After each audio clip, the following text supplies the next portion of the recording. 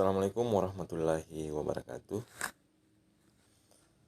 Syukur alhamdulillah pada kesempatan ini kita masih diberi kesehatan, kekuatan, dan kemauan untuk terus belajar, sehingga pada kesempatan ini kita masih bisa bertemu walaupun secara virtual.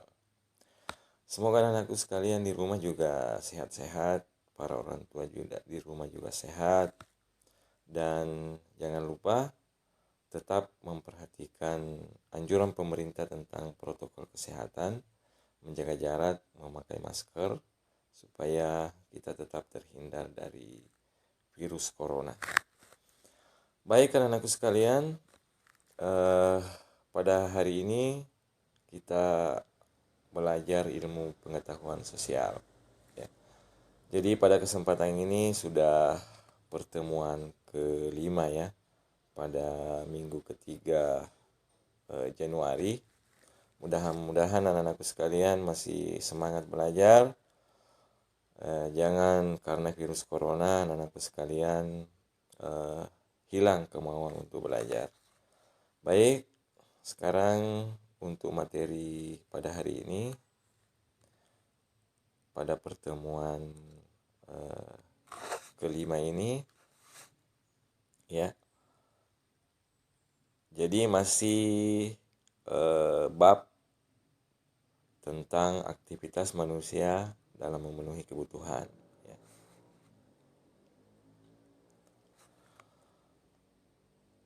Nah, sekarang untuk pertemuan kali ini kita masuk ke materi kegiatan ekonomi. Baik anak-anakku sekalian, silakan juga dibuka buku paketnya ya. Dilihat tentang materi kegiatan ekonomi. Ya. Kegiatan ekonomi ini pada dasarnya dibagi menjadi 3 ya. Ada kegiatan produksi, ada kegiatan konsumsi, dan ada kegiatan distribusi. Jadi ketiga kegiatan ini tidak bisa dipisahkan antara produksi, konsumsi, dan distribusi.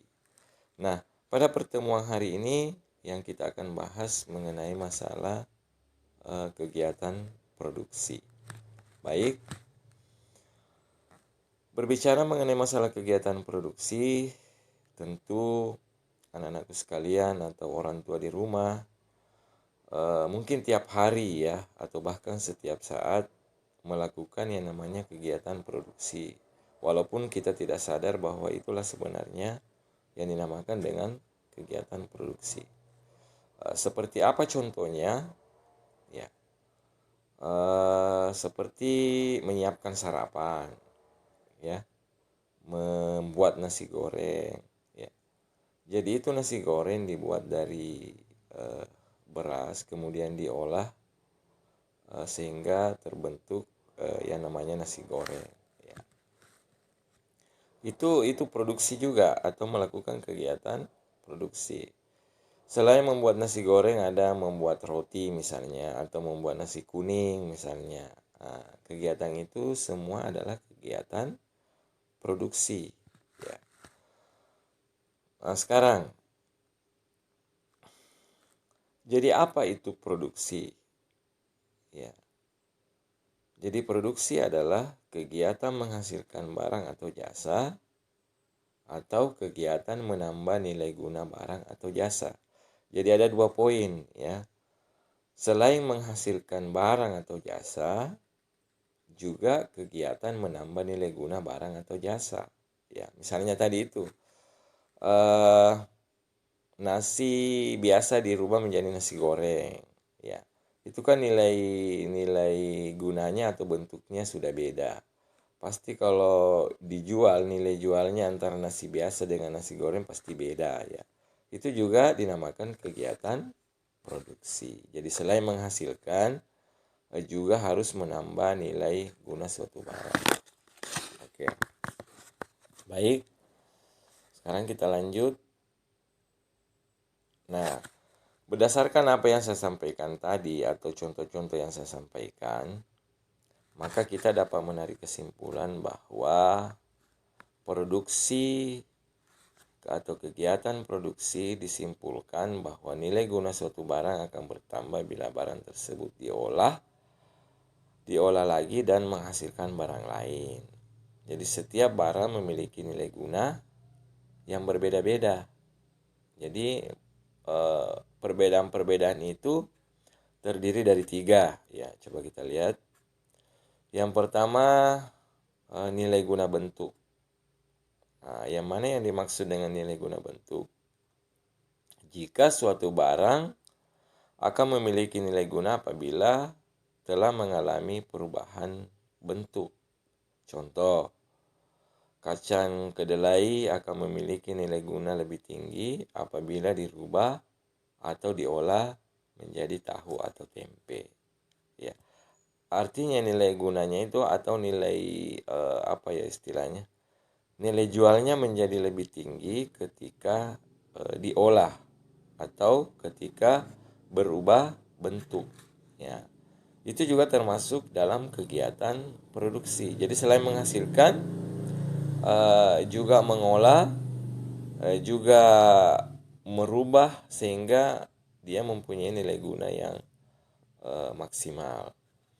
Kemudian kita lihat lagi yang kedua, nilai guna tempat. Ya, nilai guna suatu barang akan lebih tinggi karena perbedaan tempat. Misalnya, pasir akan bertambah nilai gunanya kalau dibawa ke toko bangunan.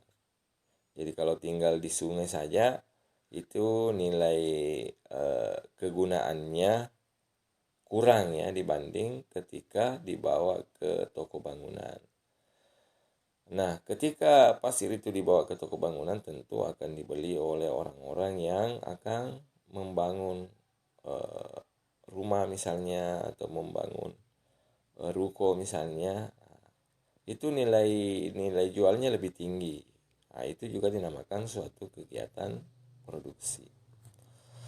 Yang ketiga ya, nilai guna waktu. Yang mana yang dimaksud dengan nilai guna waktu? Nah, nilai guna suatu barang akan bertambah kalau barang tersebut digunakan pada saat yang tepat. Misalnya, jaket digunakan pada saat kita kedinginan. Kemudian payung digunakan pada saat hujan misalnya, ya. Atau sepatu digunakan pada saat berolahraga. Itu nilai gunanya lebih tinggi ya ketimbang sepatu itu disimpan di dalam lemari ataukah jaket itu disimpan di dalam lemari. Nah, itu juga termasuk salah satu kegiatan produksi. Mempertinggi nilai barang dari segi waktunya, mempertinggi nilai barang dari segi tempat, mempertinggi nilai barang dari segi merubah bentuk misalnya ya. Oke. Sekarang yang keempat, nilai guna kepemilikan ya. Yang mana yang dimaksud nilai guna kepemilikan? Jika nilai guna barang akan bertambah apabila barang tersebut telah berpindah kepemilikan. Misalnya, sepatu di toko belum memiliki nilai guna dan akan memiliki nilai guna kalau sepatu tersebut dibeli oleh orang dan dipakai. Nah, itu nilai guna kepemilikan. Ya. Siapa yang bisa menyebutkan contoh lain terkait dengan menambah nilai guna satu barang yang dikategorikan dalam kegiatan produksi? Contoh ya, saya berikan contoh yang mungkin anak-anakku sekalian sering lihat. Misalnya penjual es jeruk. Ya, harga es jeruk itu satu gelas itu 5.000 misalnya ya. Nah, es atau es jeruk yang dibikin satu gelas itu berasal dari jeruk 2 butir. Nah, mungkin harga 2 butir itu ya kurang dari 5.000 ya. Atau bisa saja 2.000 saja misalnya, atau 1.000 saja 2 biji. Nah, ketika diolah menjadi es jeruk, otomatis nilai gunanya bertambah. Nah, sehingga dijual menjadi 5.000 misalnya. Itu juga salah satu kegiatan produksi. Jadi bukan hanya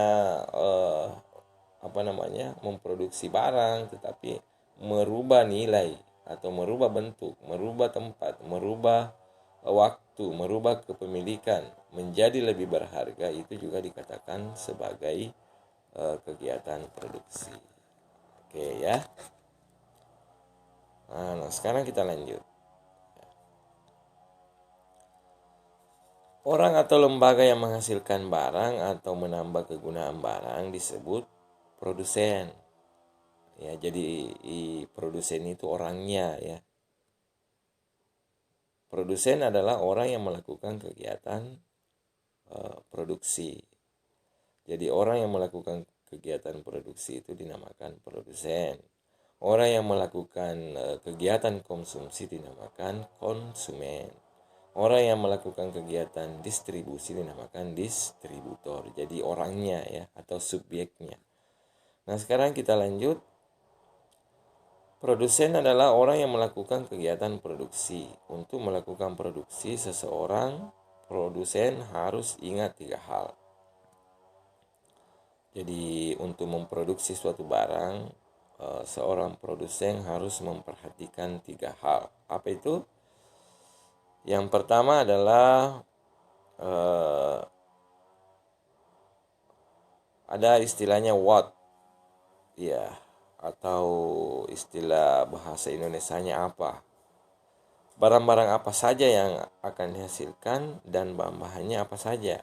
Nah, ini berhubungan dengan tujuan.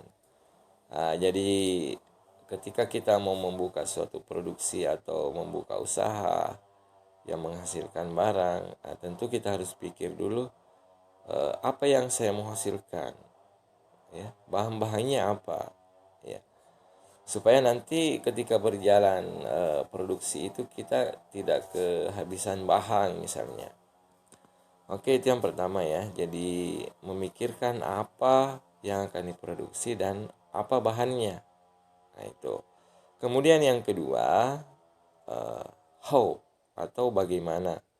Bagaimana memilih faktor-faktor produksi untuk memproduksi barang harus dipikirkan oleh seseorang produsen. Karena ini menyangkut tenaga kerja, modal, dan bahan baku. Ya. Jadi berkaitan dengan faktor produksi itu ada tenaga kerja. Jadi tidak bisa jalan suatu kegiatan atau suatu usaha ketika tidak ada tenaga kerja. Kemudian modal, kemudian juga bahan baku. Jadi seorang produsen harus memilih atau pintar-pintar memilih faktor-faktor produksi itu. Ya. Jadi harus memilih tenaga kerja yang terampil, yang cerdas, yang mempunyai kompetensi sehingga di dalam melakukan kegiatan produksi nantinya itu akan lebih berkualitas. Kemudian memilih bahan baku yang bagus ya, sehingga hasil produksi juga bagus. Kemudian modal. Jadi modal harus juga menjadi pertimbangan utama di dalam melakukan suatu kegiatan produksi. Ya, itu ya. Kemudian yang ketiga, home atau siapa ya. Jadi nanti hasil ketika sudah memilih apa yang akan dihasilkan, bahan-bahannya apa saja, kemudian bagaimana tenaga kerjanya, modalnya.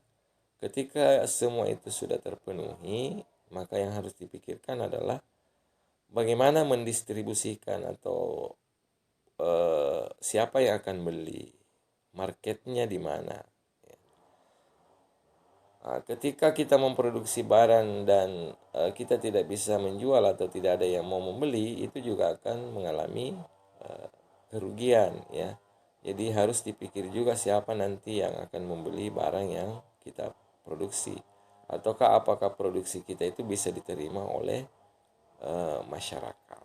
Ya, itu ya. Jadi itulah 3 hal yang harus diperhatikan seorang produsen di dalam melakukan usaha atau kegiatan produksi. Oke, baik anak-anak sekalian di rumah dan para orang tua di rumah, saya kira untuk materi kegiatan produksi kita pada hari ini Mudah-mudahan anakku sekalian mengerti, dan kalaupun tidak dimengerti itu bisa ditanyakan atau langsung di WA pribadi saya, sehingga saya bisa menjelaskan, sehingga saya bisa membalas apa-apa yang belum dimengerti oleh anak-anakku sekalian. Baik, eh, perlu juga saya sampaikan bahwa anak-anakku di rumah tetap menjaga protokol kesehatan, memakai masker, menghindari kerumunan ya, supaya kita tetap terhindar dari penyakit COVID-19 ini. Dan saya kira untuk pertemuan hari ini cukup, dan penyampaian materi saya mudah-mudahan dimengerti. Dan seperti yang saya bilang tadi, kalaupun tidak dimengerti bisa langsung menghubungi WA pribadi saya untuk menjelaskan apa-apa yang kurang dipahami. Oke, baik. Dan untuk pertemuan hari ini saya kira cukup, dan saya akhiri dengan ucapan wabillahi taufiq wal hidayah. Wassalamualaikum warahmatullahi wabarakatuh.